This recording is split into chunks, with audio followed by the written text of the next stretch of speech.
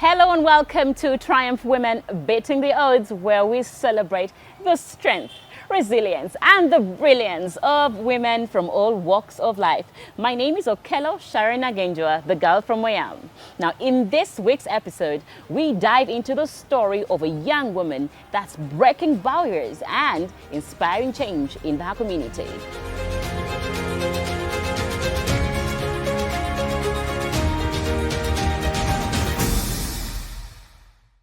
Nabukeera Leah Victoria is the current Miss Humanity Africa 2024, the holder.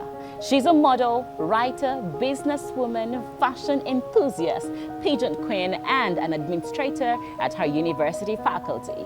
As the firstborn daughter, Leah has a natural instinct to lead, and she stands as a steadfast pillar of support for her 6 younger siblings, embodying both nurturing warmth and unwavering resilience. Hi, Leah. Hi Sharon. I'm happy to see you. And I'm happy to meet you. I love to speak to young girls who are doing amazing. You know why? Because there is so much that young girls are doing, but then there's also so much bad and evil that young girls are doing, and they're wasting away. So when I see a young girl trying to do something for herself, I am filled with so much excitement. And I'm very happy, Sharon, that you provide this platform for the girls that are doing the right thing. Yeah. To speak about what they're doing. Yeah. It can be an inspiration to someone there that is sitting on themselves because they don't know what to do, where to start from. Yeah. And I really appreciate that. So Leah, I have done the intro for you, but just give us your version of my version it. of it. All right, like you said, my name's Nabukeera Leah Victoria. Yeah. 28 years old. Yeah. I've existed for 28 years. You've existed for 28. And I thank God for that. Are you like a Gen Z or the millennials? I'm the millennial, 1996. Okay. Yeah. Yeah. So Yeah. I marked that one. You're Slightly. slightly.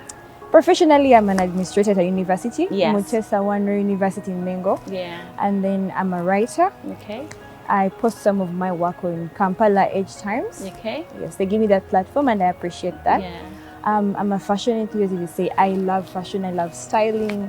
I think on my phone most of the time is Pinterest or YouTube, looking out for what is new, and then I'll put it if I can. Yeah. And I'm a pageant queen. Okay. I've been doing that for 3 years now. Okay. And I'm a Yes, you do look four-time like a title queen. holder. Yeah. Thank you so much. I love being queen. And I'm a model, freelancer model, which I've done for 12 years. Wow. Yeah. Okay. It's And been yes, fun. you look the part. Thank you. Yeah. You're not bragging for nothing. I am not. Yes. I appreciate that. So tell me, where do you get your enthusiasm from?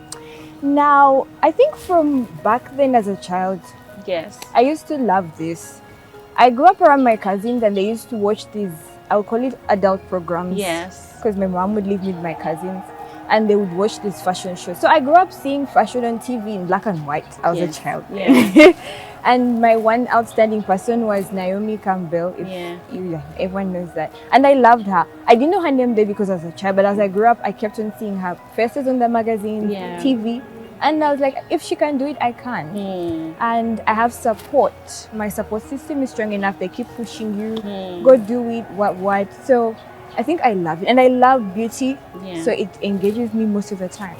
Okay. Yeah. In Uganda here, who do you look up to in the modeling industry? In the modeling industry, there's a gentleman that has mentored models. You've heard of Joram Muzira. Oh, Joram. I love that he creates platform for these young girls and Yeah. they keep going out there and they're showing up their talent. Yeah. When it comes to models, I love Judith Hard. Yeah. I love how she it. Yeah. She's kept it there. Like, how do you do it, woman? Yeah. Show me. So she's one of the most outstanding people I would love to always look up to and meet. Okay. She gives me direction. I'm like, yeah, do that. Do that. Yes, you're doing it. Yeah. So I enjoy her. Okay. It's So amazing. at the university, have you graduated? Are you still studying? Now, I graduated back then 2018. That's for bachelor's. Okay. Right now, I'm doing a master's in business administration. Okay. I went back to my former university, Uganda Matters Kozi. Okay. So I'm navigating there, I'm upgrading. But you're working in another university. Exactly. So it makes it easy for me.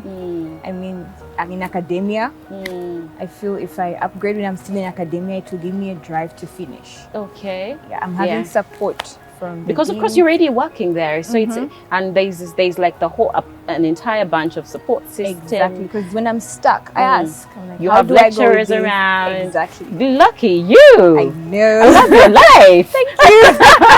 Soft life, I think. I think. It's so soft. My God. Yeah. My God, doing a master's is so hectic. Very hectic. It's so hectic, girl. I know, but I'm glad you're doing it. So now you're into the modeling, but then you're also, how are you juggling the modeling, the administrator work, at the same time studying? That's the question I get from everyone. When I keep telling them, actually, I'm doing all these three. And they're like, how do you balance your head? How do you divide?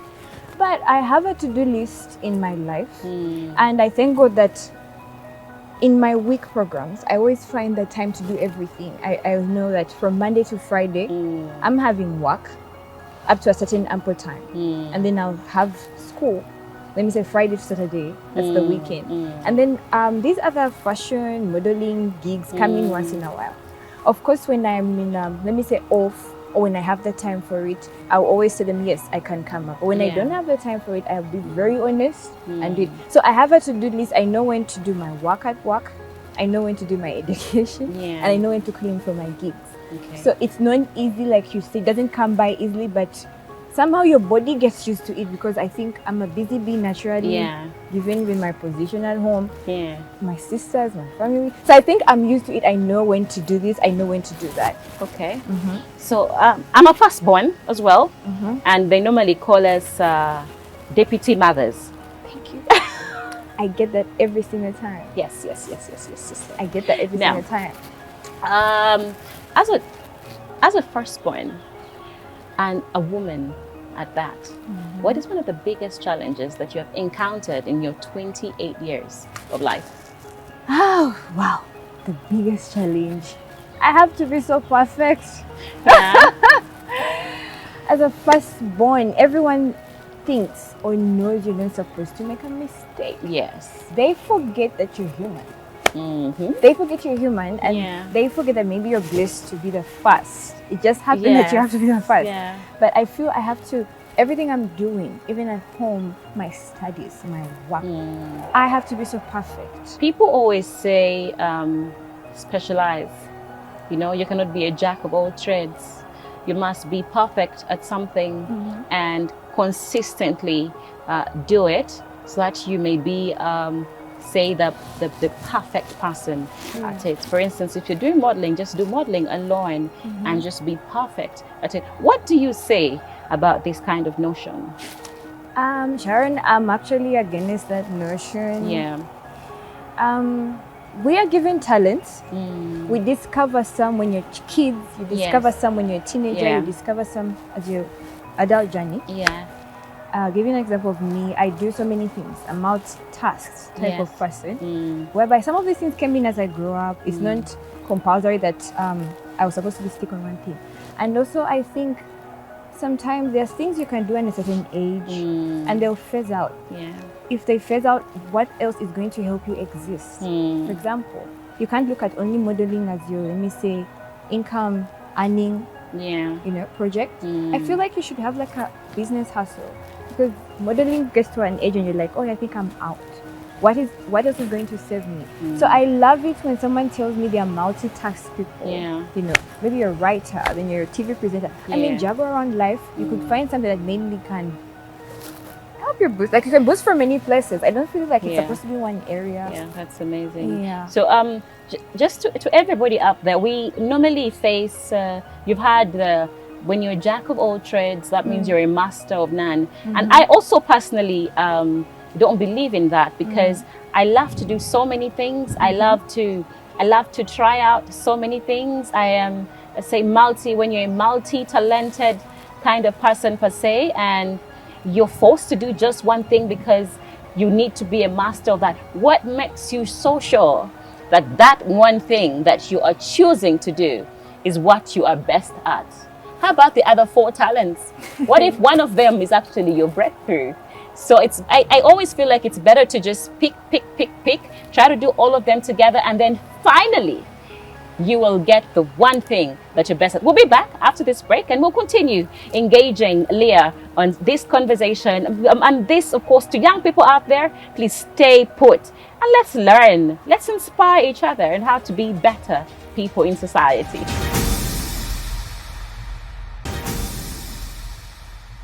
So welcome back from that short break, and we are still here with Leah, and that's for those who have just joined us.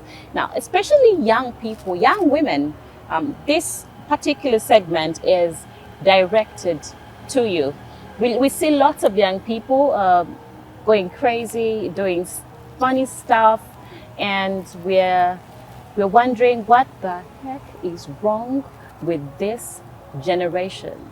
A generation filled with so many lazy people, but then it's also a generation filled with so many hardworking people. So where do you fall? So I hope this segment inspires you to fall among the hardworking people, the ambitious people, the women who are looking to be better and to excel in this world. So Leah,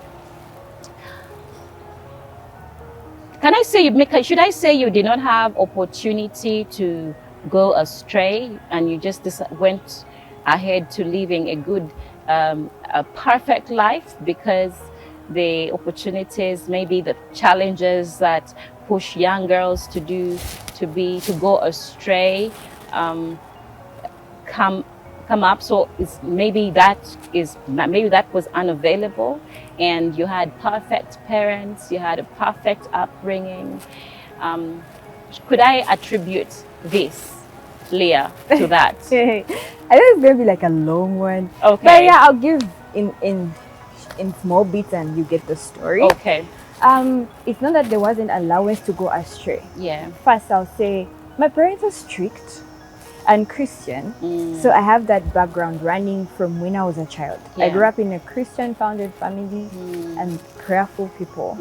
My parents were strict in a way that morals came first in education and then the rest. Yeah.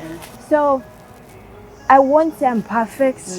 Like that's why I told you allowance to mistakes. Yeah. But I always had that background noise coming like, remember where you come from. Yeah. And as I grew up, of course, you know, in life we want to be to the top. Yeah. But how do you get to the top? But I remember one statement my mom told me, and I always move on telling girls that I've mentored, there's no shortcut to life. Yeah. So I always remember that even though I was tempted to the shortcut, I remember I'm like, you know what, it will always bounce back to me. Then I always knew that I had God by my side. Even when I would complain, when I sit down, the voice would tell me, Leah, you've seen where I've brought you from, why now? You know? Yeah. But the temptations are always there. Yeah. You're a human being, I mean blood and flesh. Yeah. But you stand by, I stand by the word integrity. After doing the wrong thing, what next now? I'll feel bad about it. I know I'll be poked by the world. Yeah. I know there's so many people looking up to me. They'll be like, you've always come with a good, normal progress. Why now? Yeah. So I'm not going to say that there's no allowance to making mistakes, but there are certain roots you stand on. Yeah. And you remind yourself that either way, when I was moving the right route, it's the longest. Yes. But I made it when I still stood strong. So yeah, I've gotten opportunities in the right way. And the opportunities that have also been trying to come to me in the wrong way. But I was like, no, let me stand my ground. Yeah. So move by integrity. I think even the right people find you that way. Yeah. But if you try using the shortcut, it's going to always beat you back. Yeah. So my parents, my Christianity journey, all those things keep me knocking. The people, the young girls who look up to me, I mean, she's 8, and the next thing they're posting, oh, Leah did this. I mean, it won't make sense. That's amazing. Now with administrator, you look very young. You actually look younger than your actual age. Really? I would put you at around say 20. I used to. Yeah. So how do you do that job while looking this young? I love that because it's going to be a fun fact. I remember when I first got my job at the university. So on my first day of reporting, I'm sitting in office and I'm waiting for my supervisor to come and communicate my roles and everything in the job description. So the students come in. There was, of course, a lady before me, and she had left. She resigned, so I came in. So when the students found me sitting in the chair Yeah. and they asked me, we are looking for Madame Leah. Yeah. So I tease them, I'm like, I think she's not here. You're Yeah, sure? yeah. Because like they've told us she's here, and I'm like, okay, I'm Madame Leah. They're like, we thought you're a student. Yeah. Because they kept on coming and checking. Yeah. And they're like, no, I think she's a fellow Yeah. student. Yeah. But I would say it wasn't easy. Mm. I would say getting the point of respect Yes. because of how I look. So in their head, they're like, this is a fellow student. Actually, I even had people thought I'd come for intern. Yes. Jesus Christ. And I tell them, no, you people, I'm qualified. I graduated. Yeah. I had to explain myself. But with time, they got to know how I was doing my work, Yeah. how I was standing up for everyone. Yeah. So they got to sink in with the idea that, yeah, I qualified for that place. But to the new ones, of course, some of them related. Like, I think she's a student. Yes. I think she's an internee. Mm. But yeah, I juggled through and I've made it. I set my gram. Like, you people, as small as I am, I'm leading a whole faculty, so get it. Okay. I'm going to ask a funny question because it feels like I'm asking like a toddler. It's a Are you married? No, I'm not yet.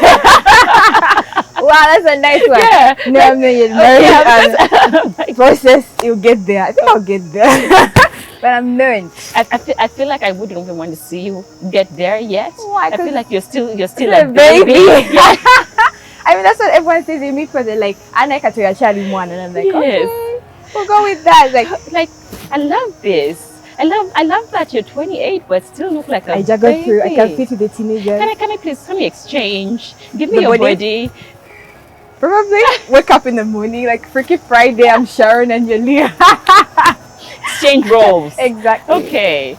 It's amazing. So Leah, what do you aspire to be? In giving me a range or Yeah, career-wise. anything? Career-wise, what do you aspire I want to be? have my own clothing line, Okay. to be honest, and I want to be a mentor to so many. I want to Yeah. have this platform whereby I'll have a group of people coming to me for advice, Yeah. basing on what I've done. But my biggest goal and achievement in the future is to have my own fashion line. Yeah. So like you see, everyone says I'm putting on Gucci, Louis Vuitton, Yeah. I'm putting on Chanel. I would like someone to come and be like, I'm putting on Leah. Okay. I feel that would top up everything I've been doing Yeah. all my life. So do you see yourself in employment moving forward? No. I think why I'm doing an MBA now, this takes you back to when you're asking me what I'm doing in school. Yeah. Yeah, I'm doing management. I'm going to specialize in management because I'm looking at putting up my fashion line and then I leave employment. Okay. Trust So you me. leave and you want to concentrate on self-employment, On that and one. that's the way to go nowadays.